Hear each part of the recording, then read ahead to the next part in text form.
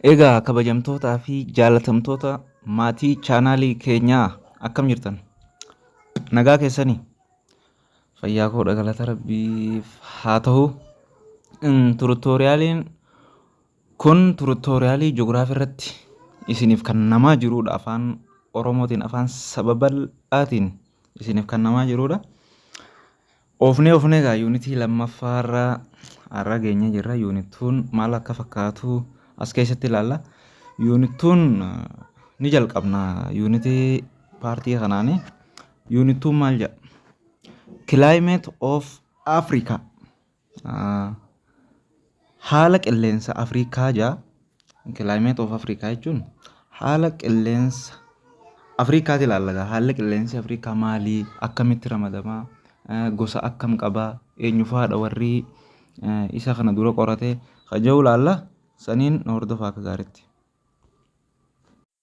Egaa akkuma beekamu kutaan kun mata duree 4 akkana qabaa. Boqonnaan 2 mata duree 4 qabaa. Isarraa mee tokko tokkoon ilaalaa deemna. Lama tuqaa takka maal jetti? 2.1 overview of world climate regional and types jedha. Regionii fi type. Kana jechuun overview ilaalchi waliigalaa of the world climatic region and types. Naannoo fi gosa qilleensa addunyaa ilaalla jechuudha. Region jechuun naannoodha. Type jechuun gosa. Gosaa fi naannoo kilaayimeetii addunyaa yookiin world kilaayimeetiin maal akka fakkaatu paartiiwwan kanaan kan ilaallu ta'a. Global climate is a description of the earth as a whole. Akkuma beekamu haalli qilleensa addunyaa descriptionii yookiin ibsa haala qilleensa lafaa akka waliigalaatti ilaaluu ni dandeenya. Climate global climate jechuun global jechuun addunyaa jechuudha. Addunyaa yookiin world akka jechuuti. As a whole akka ilaaluu dandeenya with all the regional difference averaged. Average godhuu dandeenya. Maal different yookiin garaagarummaa naannoo difference regional differences garaagarummaa naannoo all hundaatu jechuudha. Jiddu galeessa goone ilaaluu dandeenya. The world has several climatic zone. Addunyaan naannoo qilleensaa hedduu qabdi jennee yaamuu ni dandeenya. Addunyaa geographers and climatologists. Amma geographers jechuun qorattoota geograafiiti. Climatologists jechuun qorattoota qilleensaati. Climatiidha qilleensi. Geographer qorattoonni lafaatii fi qorattoonni qilleensaa climatic region based on difference climatic element yookiin qilleensa naannoo haala qilleensa elementoota qilleensa adda addaa irratti wantoota elementoota adda addaa irratti hundaa'uudhaan ibsanii jiran. In fact dhugaa dubbachuuf the earth climate is divided by energy from the sun which arrives in the form of radiation. Dhugaa dubbachuuf qilleensi lafaa yookiin earth climate qilleensi lafaa energy aduu irraa dhufu yookiin anniisaa aduu irraa dhufuun kan bifa raadiyeeshiniitiin lafa ga'uudhaan kan ooludha jechuudha. Paartiilee akkuma eegalluun amma 2.11 climate classification. Haala ramaddii haala qilleensaa jennee yaamuu ni dandeenya. Climate classification. Classification jechuun ramaddiidha. Why classification? Maaliif ramanne? How do scientists classify the world climate into different types? Maaliif ramanne? How? Yookiin qorattoonni yookiin saayintistoonni haala qilleensaa kana haala qilleensa addunyaa gosa adda addaa akkamitti ramadu? Gosoota adda addaatti akkamitti ramadu? How? Akkamitti kaja'uu fi maaliif ramannaa as keessa ilaalame? Climate classification help people know what type of condition a region usually experience throughout the year.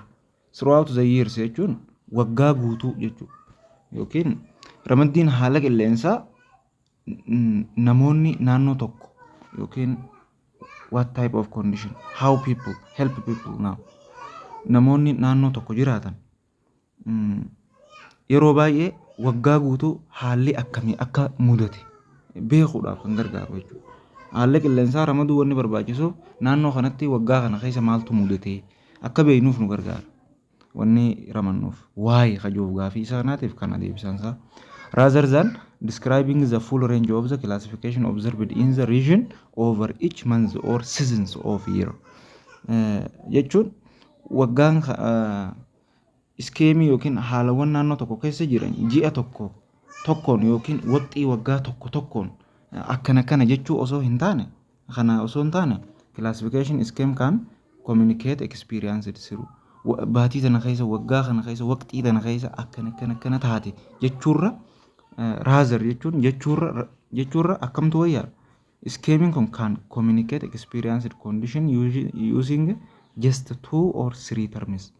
Termii yookiin jechoota 2 yookiin jechoota 3 2 or 3 jaami termii 2 yookiin termii 3 fayyadamuudhaan akka namaaf ibsinuuf nu gargaara jechuudha. Wanti isa kana qoonnuuf akkasii waan akkasiiti gaa crooppii yookiin midhaan kamtu akka asirratti tahuu beekuudhaaf meeshaalee ijaarsaa eegumsaa fi durabiliitiidhaaf yookiin turtiidhaaf kan filatan yookiin midhaan naannoo tokko keessatti guddachuu akka danda'u yeroo ilaallu faayidaa qabaachuu danda'a jennee yaanna. Amma for turistoonni yoo dhufan taate clothing yookiin huccuu akkamtu naannoo tana barbaachisa huccuu qabbanaati moo jedhanii select godhatanii huccuu isaanii akka location naannoo kanaa dhufan kan gargaarudha jechuudha.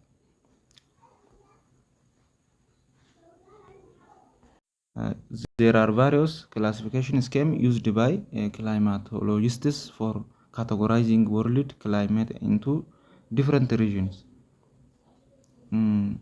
Iskeemiiwwan yookiin iskeemii jechuun iskeemiin ramaddii adda addaa ogeeyyii haala qilleensaati yookiin climatologistootaan addunyaa naannoo adda addaa irratti climatoloonni addunyaa kun haala qilleensaa bakka adda addaatti ramadaniiru. Perhaps tarii the first attempt to at climate classification was made by ancient Greek. Jechuun namni climate classification yookiin haala qilleensaa ramaduu kana yeroo jalqabaatiif yaale Giriikota durii ta'uun hin oolu tarii perhaps yeegal who divided the hemisphere into 3 zones. Garuu Giriikonni warri durii kun yookiin hemisfeera kana naannoo 3 qoodanii turan. Hemisfeera yookiin haala qilleensaa hemisfeerii kana 3 zoonitti yookiin naannoo 3tti qoodanii turan. Toroid tropical, temperate jiddugala naannoo qilleensa jiddugalaatii fi frigid yaanii frigiditti qoodanii jiran. Warri durii haala qilleensaa kana Giriikonni durii bakka 3 qoodan. Isaanis toroid, temperate, frigididha. Karaa gabaabaan akkatti qabatu warri durii ashanti Giriikiin warri durii akkamitti haala qilleensaa hemisfeera irratti hundaa'uudhaan akkamitti ramadan yoo siin jaan faat jii qabadhu faat amma faan kun maal bakka bu'a isa kana bakka bu'a frigidii taan inni kun immoo tempereechara kana bakka tempereetii kana bakka bu'a taan inni sadaffaan teeroidii bakka bu'a faat. Ashantoonni warri Giriikii sadeen kana qoodan. Akkasuma piikchariidhaan yeroon isin garsiisu yookiin teeroid zoon warreen jennuun warreen iddoo kanatti argaman teeroid zoonii naannoo akka diimaa naannoo Afrikaa kana fa'aa tempereet zoonii warreen jennuun isaan kana kaan immoo frigid zone warreen jennuun warreen arctic oceanii naannoo akka biicaa kanarra biluu kan akka bishaanii kanarratti kan argamu kanaani isa jenna. Temperate zone warri jennuun warra qabbanaa fi ho'ni wal keessa jiruun temperate zoonii asitti naannoo sadeen kana qoodanii turan warri durii.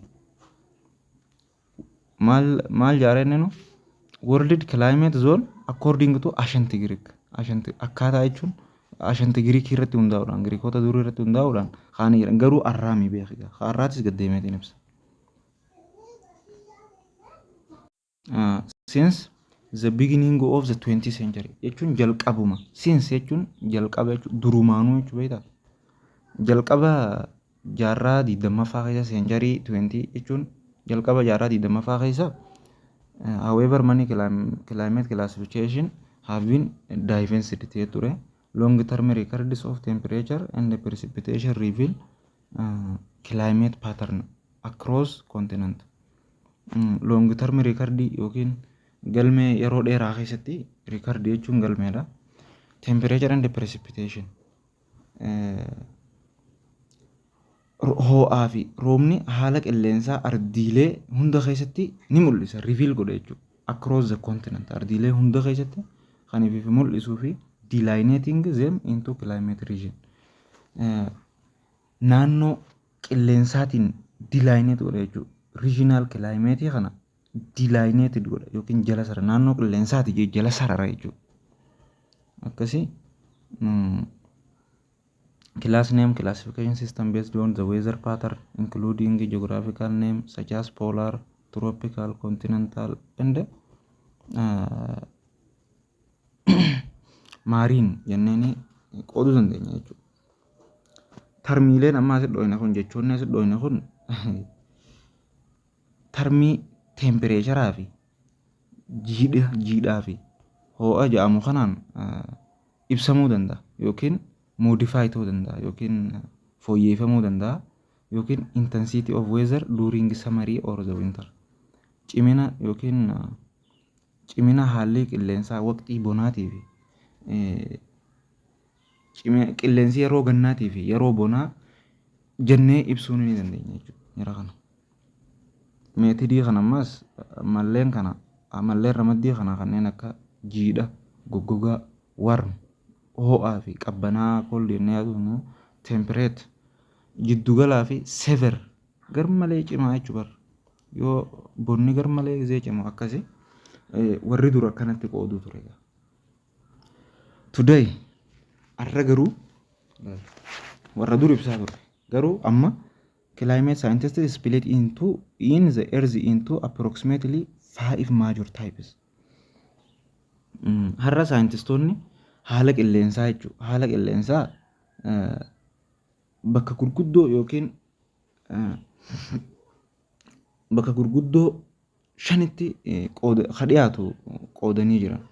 Bakka gurguddoo shanitti haala qilleensaa kana qoodanii jiran. Mee akkamitti qoodan haa jennu? Tropical, dry, temperate, continental and akkas jedhanii qoodanii jiru.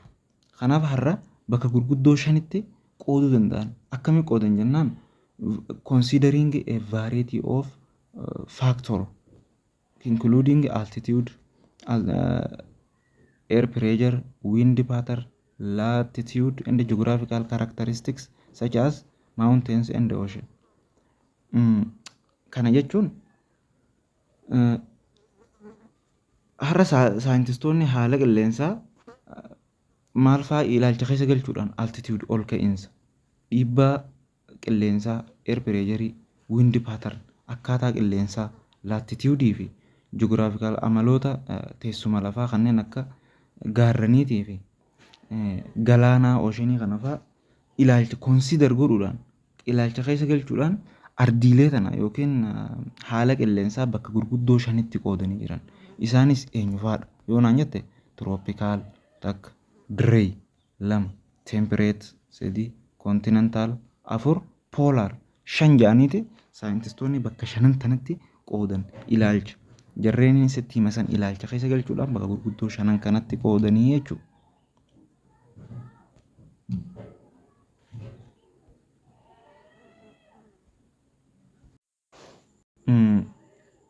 Jechuun iskeemiin yookiin ramaddii kana kan widely used baay'inaan ramaddii itti fayyadamnu addunyaa kana keessatti saayintistoota keessaa hagar malee itti fayyadamnu by the German climatologist and botanist. Nama lammii Jarmaniidha. Qorataa ogeessa haala qilleensaatiif buutaniiti. Buutanistiiti. Waa'ee biqiltootaa qorata. Maqaan isaa Waldimir Kloppen. Waldimir Kloppen namni jedhamu. Hasaa kana yeroo baay'ee akka addunyaa keessatti fayyadamna. Innis he divided the world climate into categories based on the general temperature profile related to the latitude. Wanti inni hojjete kun yookiin yaadni inni kaase kun haalli qilleensaa addunyaa profaayilii maal godhate? Profaayila tempereechara akka waliigalaatti. Profaayilii ho'aa waliigala laatitiiwudiidhaa wajjin kan walitti dhufu irratti hundaa'uudhaan ramaddii kana ramade jechuudha.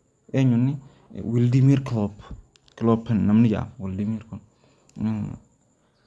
profaayilii ho'a waliigalaa kan laatitiiwudii yookiin lafa teessuma lafaa kana wajjin wal qabatu irratti hundaa'eeti qoodee ture inni. The Koppen classified uses easily obtained data. Data yookiin ramaddiin Kloppen kun yookiin classificationin Koppen kun data salphatti easily argamu jechuudha. Data easily argamu fayyadamuudhaan godhee ture. Mee maal godhe? Mean monthly and annual value of temperature and precipitation. Gatiiwwan ho'aatii fi tempereecheraatii fi roobaa kan ji'aatii fi kan waggaa jiddu galaa meeqa jeeti daataa kana fayyadamee kaayuu danda'e jechuudha. Jiddu gala isaa ho'aa fi roobaa meeqa yaada ijoo irratti hundaa'uudhaan kaayee ture jechuudha. Koppen kun nama akkam seetammaas nama maalitti amanuu ture ni beektaa?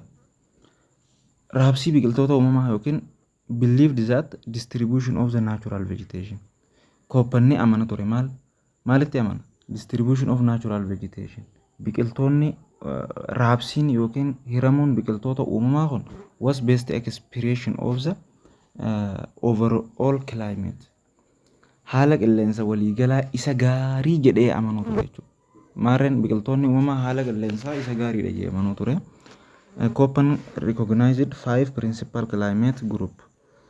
Namni Koppen jedhamu kun yookiin Waldimir Koppen namni jenneen kun recognize yookiin beeksisee adda baasee ture. Gareelee haala qilleensaa gurguddoo 5 adda baasee ture innis. It designated akkamitti design godhe yookiin akkamitti moggaasee ture ni beektaa? With the capital letter. Warreen capital letterii qubee gurguddoodhaan jiran kun haala qilleensaati jeetii ramadee ture. Mee warri qubeen gurguddoon jiru? Een kun yoo ilaalte humidity principle humid tropical jedhee ramadee ture jalatti. Biin immoo dried goggogaa jechuudha biraati. Goggogaadha. Caarra jiru humid middle latitude mild winteriidha yookiin jiidha jiddu galeessaa qaba. Middleidha jiddu galeessaan jiidha qaba. Latitude qorraa salphaa qaba mild jechuun salphaa kan nama miine jechuudha. Qabbanaa kan nama miine xiqqoo qaba waa xiqqoo yookiin salphaa jechuu ni dandeessa mild jechuudha. Diirra jiru kun humid middle latitude garuu daafi caa maaltu adda adda godhe jette kun miildiidha salphaadha kun immoo sever cimaadha garmalee qabbantisaa cimaadha isa kana wanni adda addummaa isa godhu qabbantisaa kana cimaadha kun qabbantisaa salphaadha. Eerra jiru garuu poolaariidha. Echirra jiru haayilaandiidha jechuudha karaa biraatiin ol ka'iinsa yookiin haayilaandii jechuun lafa baddaa. Asirratti 4 groups gareen 4 gruppiin 4 warreen jennuun takka caa daadhaa fi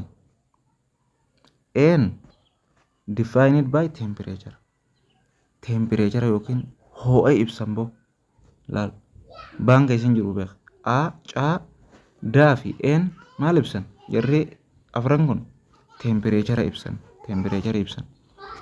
The fifth inni shanaffaan group B jechuu yookiin baan kun laal group B kun immoo inni baan kun has precipitation is primary criterion. Ba'aan maal ibsa? Dirraayidha. Goggogaadhaa mira yoo roobe ni jiidha. Inni maal ibsa? Goggoga haala roobaa ibsa. Precipitation ibsa yookiin rooba. Ulaagaa isa jalqabaati jechuudha. Ulaagaa isa jalqabaa maali? Dirraayidha. Haala roobaa ibsa. Garuu jarri kaan tempereechara ibsan, ho'a ibsan. Echiin immoo altituudii ibsa jechuudha. Echirra yeroo ol ka'iinsa haayilaandiidhaa mire lafti ol kaatu maali? Yeroo hunda baddaadha. Akkas jeeti Waldimir Kooppan namni jedhamu. Akkasitti saayintistiin kun inni lafa kaa'ee ture jechuudha. Qorataa kilaayimeetooloojii, qorataa haala qilleensaatii fi buutaanistiiti jechuudha. Inni hollammii Jarmaniiti. Mata dureen lammaffaan amman seennu 2.1.2 World Climate Zone and Region. Zoonii fi naannoo haala qilleensa addunyaatti ilaalama. Zoonii fi naannoo haala qilleensa addunyaa maal akka fakkaatu paartiilee kana keessatti bal'inaan kalaalota hordofaa. Climate zone are area with distinct climate. Maal jechuu barbaada? Zooniin qilleensaa naannoo haala qilleensaa distinct ta'e qabudha yookiin haala addaa ta'e qabudha. Which occurs in the east-west direction around the world, around the earth. Isaanis kallattii yookiin directiona bahaa fi dhiyaa jechuudha. East, west kallattii bahaa fi dhiyaatti naannoo lafatti kan uumaman yookiin kan naannoo lafatti kan argaman yoo ta'u around the earthtti argaman. They can be classified using different climatic parameters. Paaraameetiroota haala qilleensaa garaagaraa fayyadamuudhaan ramadaman jechuudha. Akka waliigalaatti generally climate zone warri jennuun kun belted shape qaba. Shape belt taate yookiin circular around the pole. Belt jechuun takkanaati qaba. Belt jechuun waan akkanaa tana qaba. Garuu pool irratti yookiin naannoo pool irratti sarkilii qaba jechuudha. Sarkilii shape kanaa tana qaban. Maali isaan? Climate zooniin. In some area naannoo tokko tokko keessatti garuu galaanaa fi maawunteeniidhaan naannoon haala qilleensaa kun addaan citan jechuudha. Interrupted ta'an. World akkasitti beekaman jechuudha yeroo baay'ee. The solar radiation reaches the ground on the different part of the earth at the different angle. Kanarratti solar radiation yookiin radiationiin aduu kun solar radiationiin kun jechuudha kutaalee paartiilee lafaa adda addaa kofa adda addaatiin yookiin angilii adda addaatiin lafa ga'a reach ga'a jechuudha yookiin radiationii adda addaatiin lafa ga'a jechuudha kutaa adda addaa keessatti on the equator yookiin equator irratti yookiin sarara mudhii lafaa irratti maali yoo inni sunlightiin reaches ni ga'a ground almost perpendicular jechuun ni dandeenya kaniifii fi perpendicular jechuun haala saniin ga'a jechuudha. Equator irratti ifti aduudha. Ifti aduu lafa kan ga'u perpendicularidhaan gahaa jechuudha karaa biraatiin. Whilst garuu pool irratti equator irratti akkasiin pool irratti garuu saniin aduun waa xiqqoo yookiin haala walqixa ta'anii horizontaal irratti iftii fi jechuudha. Throughout the season waqtiilee guutuu keessatti yoo haala halluuga. Throughout the season jechuun waqtiilee hunda keessatti position of the sun to the earth changes.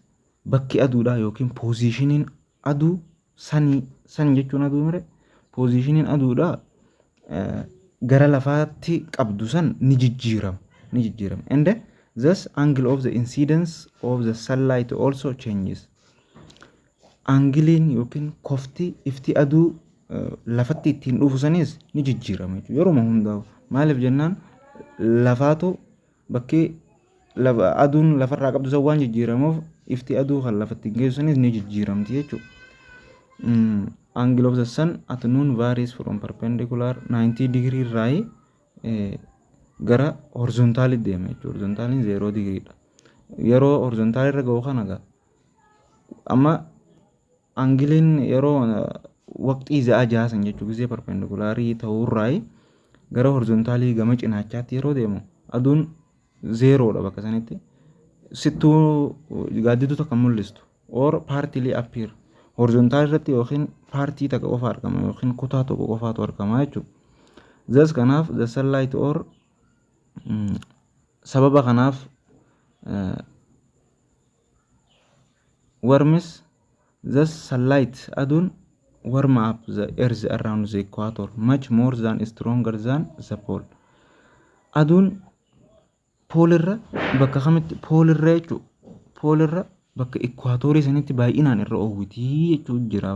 Warms up bakka kamitti irra oowwiti aduun poolirra bakka equatoriitti irra oowwiti aduun.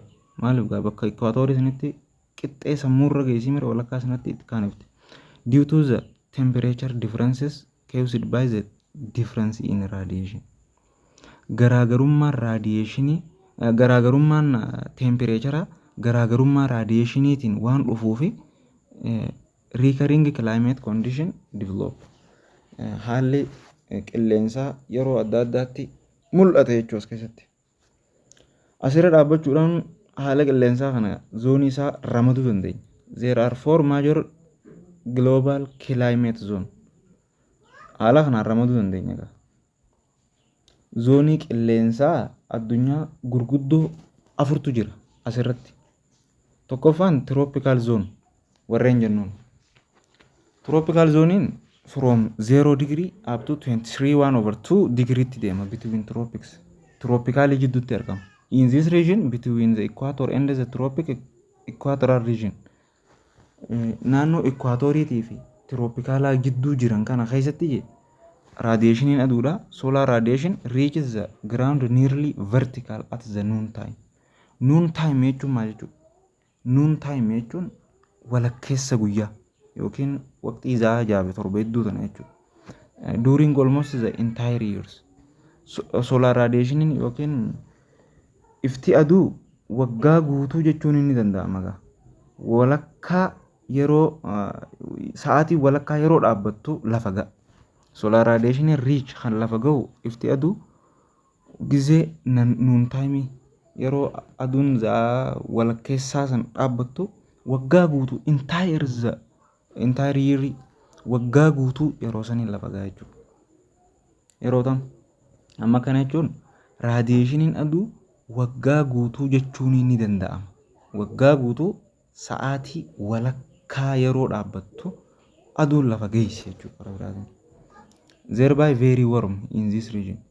Garuu waqtii za'a jaabe za'a torba iddoo kana iddoo baay'ee oowwiti. Very warmidha naannoon kun through high temperature. Akkasumas temperature high dha ol ka'aadha. More water evaporates and the air often moisted. Bishaan bakka kanatti ni danfisaa evaporated dha. Yeroo kana bishaan ni hurka ni danfa ni oowwa jechuudha malee garuu qilleensi airiin yookiin qilleensi yeroo baay'ee maali qabbanaa'aadha. Bu'aan isaa too maali? Result ni qaba jennaan itti resulting frequencies and dense cold cover jechuun cold covering yookiin clouding beeksisaan duumessa. Uwwisni duumessaa yeroo baay'ee baay'inaan bakka kanatti waan uumamuuf reduce godha. Maal reduce godha? Effect of solar radiation on the ground. Dhiibbaa yookiin effecti dhiibbaa radiationiin aduu ho'aa lafa irratti qabu san akka hir'isu taasisa jechuudha. Bu'aan isaa isa kana isaa. Inni lammaffaan subtropic zone or from 23.5 degree up to 14 degree. Zoonii yookiin naannoo akkamii subtropikiidha. Tropikaala inni san. Isa kanaaf inni duraa garaagarummaa maal qabaniis ilaallachaa deema as keessatti. Okay, subtropic receive highest radiation in the summer. Laal asitti tropikiin yookiin yeroo gannaa yookiin during samarii gizee waqtii gannaati radiationii olaanaa argata. Eenyumni subtropic zooniin. Garuu inni kaanoo maali? Garaagarummaan isaa maali yoo jenne kun highest wanto osoo hin ta'in garaagarummaan isaan iddoo jirtu radiationii entire year waggaa guutuu argata. Radiationii kun waggaa guutuu argata. San immoo waqtii gannaa qofa. Kun waqtii tam? Waqtii samariiti. yookiin waqtii gannaa qofa harkataa jechuudha garaagarummaan isaanii. Since angle at the noon is almost very vertical at the earth.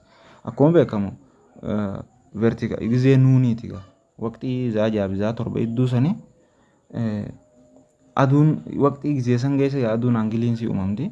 Akkuma kaaniiti faallaa isa kanaatiin the cloud cover cloudin yookiin cloud covering haguugni duumessa relatively yeroo troopikaalii wajjin wal cinaa qabnee ilaallu tiiniidha jechuudha. Garmalee xiqqaadha bahu. Kaan keessattuu cloudin maali? As keessatti garaagarummaa isaanii ilaalladhu. Cloudin as keessatti maali? Densidha. Dense cloud cover. Dense cloud cover. Tokkoffaa lammaffaan kana. Duumessi baay'ee jira bakka tana. Achimmoo baay'ee very tiiniidha jechuudha. These regions receive less moist sea trade. As keessatti naannoo kana keessatti jiidhinsi baay'ee xiqqaa waan ta'eef which increases effect of the radiation. Bu'aan radiationii asitti ni dabala. Effectiin bu'aan radiationii bakka kanatti effect of radiationii increase dha jechuudha. Therefore kanarraa hoon most of the desert in the world are suited in the zone. Jechuun kana gammoojjiin addunyaa kanarra jiran isaan caalaan isaanii zoonii kana keessatti argamu. Akkuma beekamu caalaan isaanii zoonii kana keessatti argamu jennee yaamuu ni dandeenya.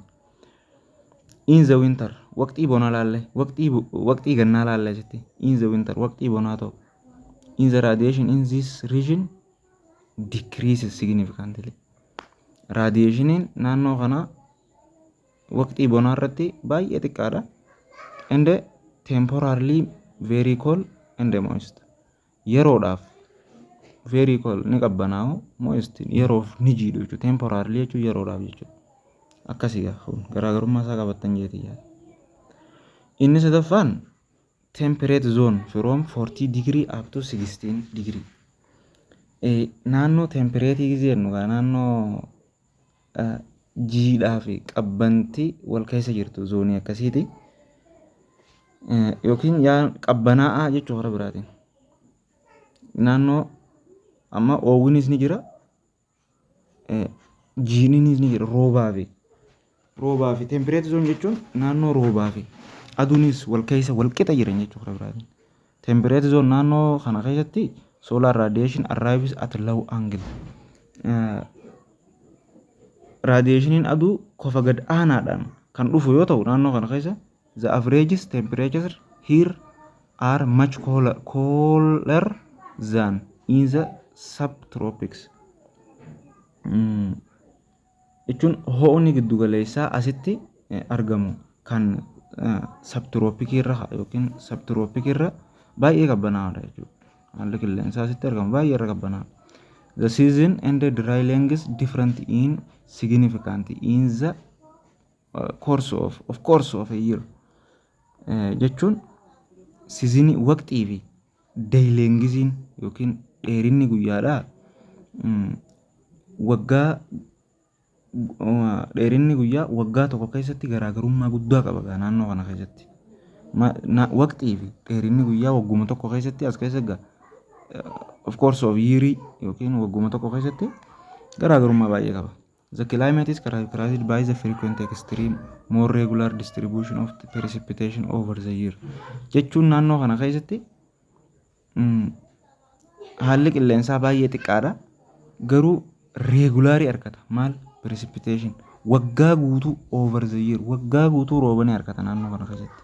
Raabsaan roobaa waggaa guutuu ni jira. Naannoo kana keessatti long vegetation period, therefore it is named as temperate. Akkasumas waggaa guutuu roobni ni jira.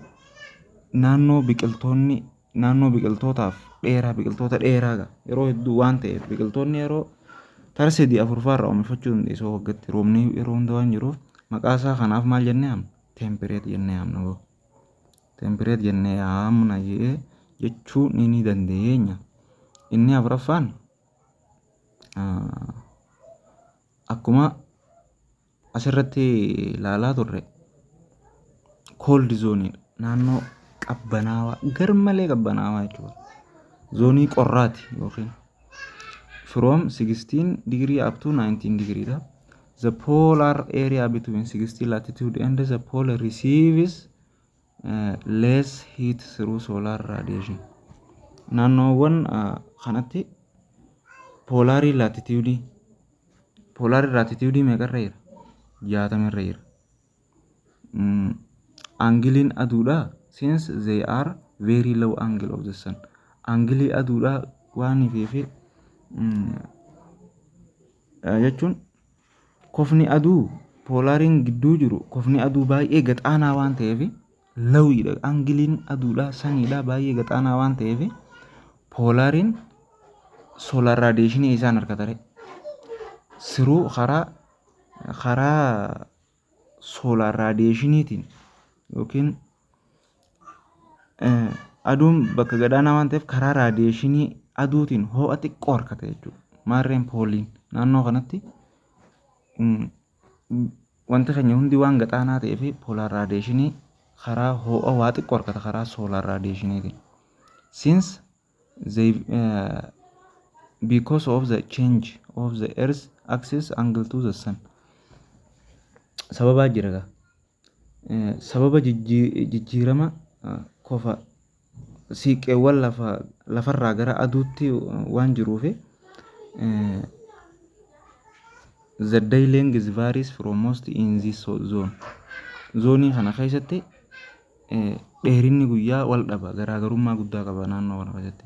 For instance fakkeenyaaf in the summary ganna keessa yoo ilaalle polar days occur. Jechuun poolariin guyyaa ni uumama naannoo kana keessatti. Vegetation is only possible during a few months per year. Jechuun naannoon kun hamaadha amma biqiltoonni waggaatti ji'oota muraasa qofa kan oomishamuu danda'an jechuudha. Few months ji'oota muraasa qofa biqiltoota oomishuu dandeessa. Qabbanaa mire even it is often sparse. Sparse jechuun maal jechuudha hara biraatiin? Yeroo baay'ee xiqqaadha mire. Sparse jechuun xiqqaa jechuudha. Sparsii fi densii jira. Sparse dense jechuun guddaadha baay'inaan jechuudha. Sparse jechuun xiqqaadha. Faffaca'uu jechuudha biraatiin. Yeroo baay'eellee xiqqaadha asitti biqiltoonni. Haala kanaan zooniin ol ka'iinsa adda addaatiin beekamti jechuudha. Ilaaluu dandeessa as keessatti bifa adda addaatiin naannoo afran kanatti qoonnee ilaaluu dandeenya jechuudha. Maal naannoo afuri qoonnaa yoo isin jaan climate zoonii yookiin global climate zoonii naannoo afran kana qooddaa jechuudha. Amma mata duree haaraa tokko seenna. 2.2 zaan keenyallee fagaatee jira. Dafneetuma takka irra goonee yaana climate type and zone of Africa. Gosoota qilleensaatii fi zooniiwwan Afrikaati ilaalla amma as keessatti. Zooniiwwan Afrikaatii fi as keessatti kan haala gaariidhaan ilaallu ta'a jechuudha. The climate of Africa characterized by such as equatorial climate. Kilaayimeetii yookiin haalli qilleensa Afrikaa kan beekamu yeroo baay'ee equatorial climate. Haala qilleensa equatorii akkasumas tropical wet dry climate tropically jiidhaa fi haala qilleensa goggogaa tropical monsoon climate kanaatii fi semi arid climate haala qilleensa walakkaan tokko aridiidhaa goggogaa waan jedhan inni jedhamre semi desert jechuudha biraatiin. Walakkaan tokko gammoojjiidha. Steepedi akkasumas desert climate haala qilleensa gammoojjummaa santu jira. Hyper aridiidha. Hyperii fi semiin adda adda. Kuni walakkaa takka hyper jechuun guutumaan guututti goggogaa warreen jennuun jira.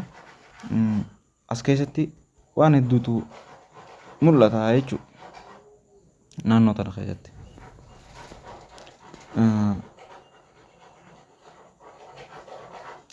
Waan adda addaatitu jira. Afrikaan in fact jechuun dhugaa dubbachuudhaaf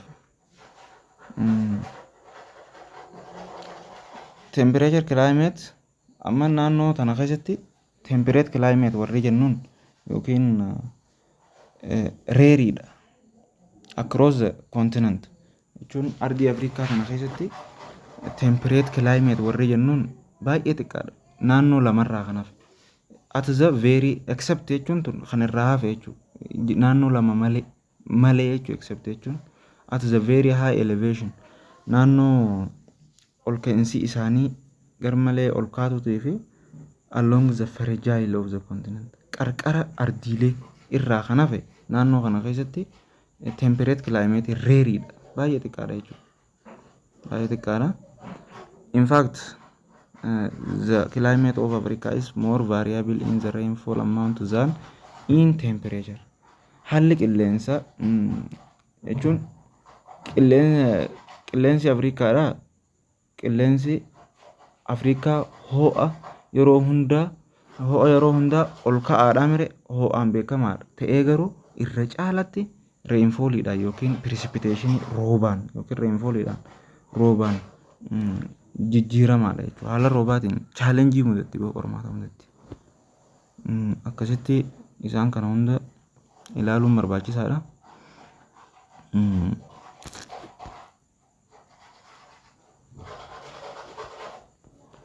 Kanarratti hundaa'uudhaan owing the African position across the equatorial and sub-equatorial latitude in both northern and southern hemisphere jechuun sababa wantaan nu keessa qaxxaamuraa mire sarara mudhii lafaa kanaatu Afrikaa tana latitude isii tana yookiin lafa isii tana waan qaxxaamuruuf equatorial irratti bakka lamatti adda qooda hemisfeera kaabaatii fi northern hemisphere fi southern hemisphere itti adda baasa hemisfeera kaabaatii fi hemisfeera kibbaatti adda baasa. Several different climate type can be found within it. Gosoonni qilleensaa adda addaa hedduun ishee keessatti lafa tana keessatti baay'inaan argama. The main continent mainly lays tropical zone between Tropic of Capricorn and Tropic of Cancer and Tropic of Capricorn. Ardiin kun irra caalaan naannoo tiroopikaala kaansariitii fi tiroopik kaaprikoornii jidduutti argamti naannoon teenya tun jidduutti argamti. It is interesting density of humidity kanarraa ka'uun jiidhinni ishee baay'ee kan namuu jaalatudha gaafa. Precipitation intensity always high jechuun argannaan roobaa isitti baay'ee ni cima intensity ciminni roobaa yookiin aboo roobni roobu jaanii naannoo tana keessa ni jira. It is hot continent kanaaf ardii garmalee oowwitu jechuunis ni beekamti jechuudha. Warm and climate prevails all over Africa. Afrikaa guutuu keessatti ho'aa fi ho'ni haalli qilleensaa ho'aan ardiilee Afrikaa guutuu keessatti waan mudachaa ooluuf but mostly northern parties garuu irra caalatti paartiin kaabaa yookiin hemisfeerri kaabaa kun marked kan beekamudha yookiin kan moggaafamuuni by arid and high temperature ardii goggoogduu fi temperature isii ol aanaa yookiin ol ka'aa jettee beekamti. Garuu Afrikaa hundallee ta'etuma keessattuu northern party manutuu north Afrikaa irrame Afrikaa kaabaa tanaaf nutti oowwa jechuudha baay'inaan tanaaf beekamti. Akkasumas naannoon noorzi moostarnii fi saawuzi moostarnii wanni Afrikaa jaamtu sun kilaayimeetii yookiin haala qilleensa meditiraaniyaanii kan qabdudha jechuudha ardiin tun.